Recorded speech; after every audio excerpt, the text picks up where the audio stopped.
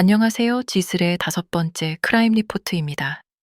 오늘은 2014년 충북 청주에서 발생한 여고생 실종 사건을 이야기해 보려고 합니다. 이 사건은 처음부터 사람들의 시선을 끄는 강력 사건으로 분류되지는 않았습니다.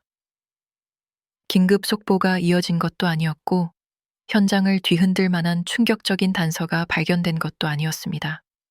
그래서 이 사건은 조용히 시작됐고, 그 조용함 속에서 조금씩 길어졌습니다. 시간이 흐른 뒤에야 사람들은 묻게 됩니다.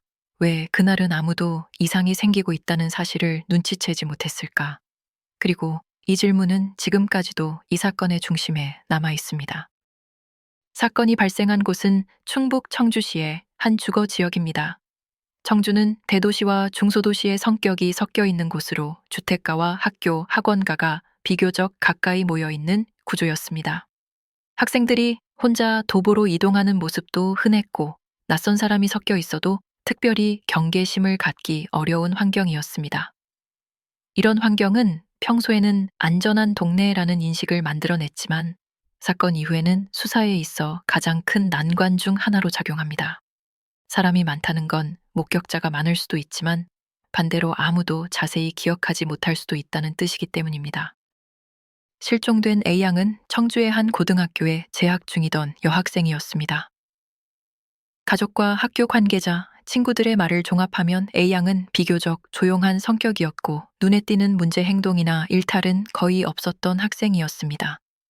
가출을 반복한 전력도 없었고, 집을 떠나고 싶다는 말을 주변에 한 적도 없었다고 전해집니다.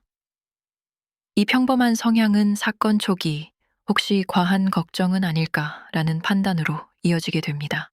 그리고 이 판단은 수사의 속도와 방향에도 영향을 미치게 됩니다. 사건 당일 역시 A양의 하루는 평소와 다르지 않았던 것으로 보입니다. 등교를 했고 수업을 받았으며 학교 후 집으로 돌아오는 일상적인 동선 안에 있었습니다. 학교에서도 주변 친구들 사이에서도 특별히 이상한 징후는 포착되지 않았습니다. 그날은 누구에게도 기억해야 할 날로 남지 않았습니다.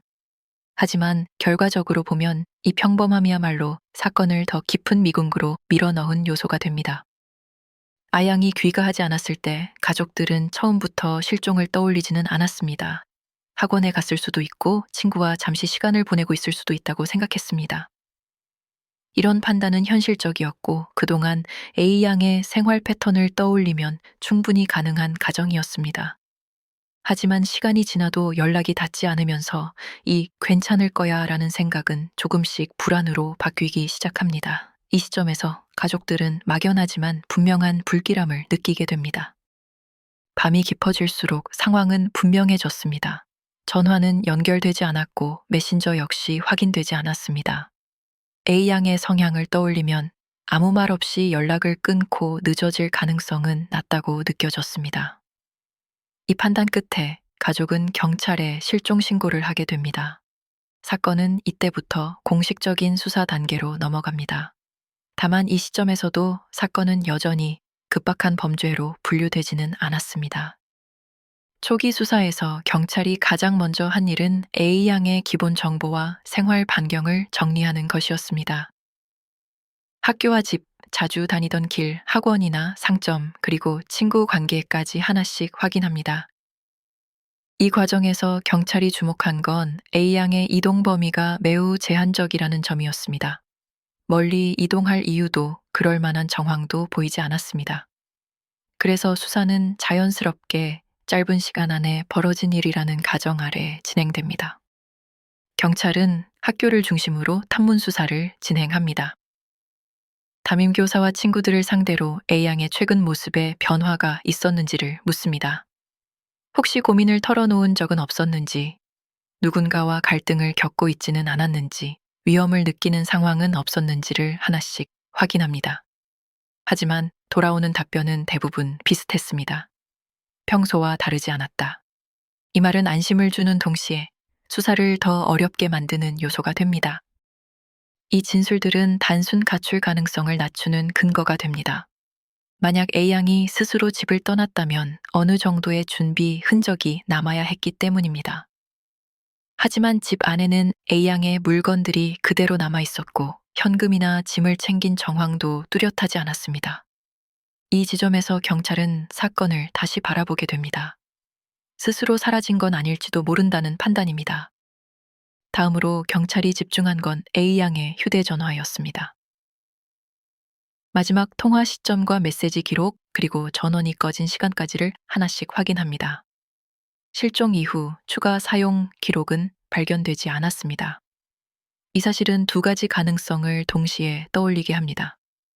아주 짧은 시간 안에 상황이 벌어졌거나 누군가에 의해 연락수단이 차단됐을 가능성입니다. 어느 쪽이든 사건이 단순하지 않다는 인식이 강해집니다. 이 시점에서 수사팀 내부에서는 여러 가설이 동시에 검토됩니다. 자발적 실종, 우발적인 사고, 제3자에 의한 범죄 가능성까지. 하지만 문제는 어느 가설도 모든 정황을 완벽하게 설명하지 못한다는 점이었습니다. 그래서 수사는 하나의 답을 찾기보다는 가능성을 하나씩 배제해 나가는 방식으로 진행됩니다. 이 과정은 필연적으로 시간을 요구합니다. 경찰은 A양의 이동 경로를 따라 추가 탐문을 이어갑니다. 컷. 하굣길 주변, 자주 다니던 골목, 버스 정류장과 상점까지 확인합니다. 하지만 당시 청주 지역에는 CCTV가 지금처럼 촘촘하게 설치돼 있지 않았고 확보할 수 있는 영상 자료는 극히 제한적이었습니다. 목격자 역시 비슷한 학생을 본 것 같기도 하다는 모호한 진술에 그칩니다. 시간이 흐르면서 수사의 가장 큰 문제는 공백으로 남습니다. 실종 직후 확보하지 못한 단서들은 시간이 지날수록 회수할 수 없는 정보가 됩니다.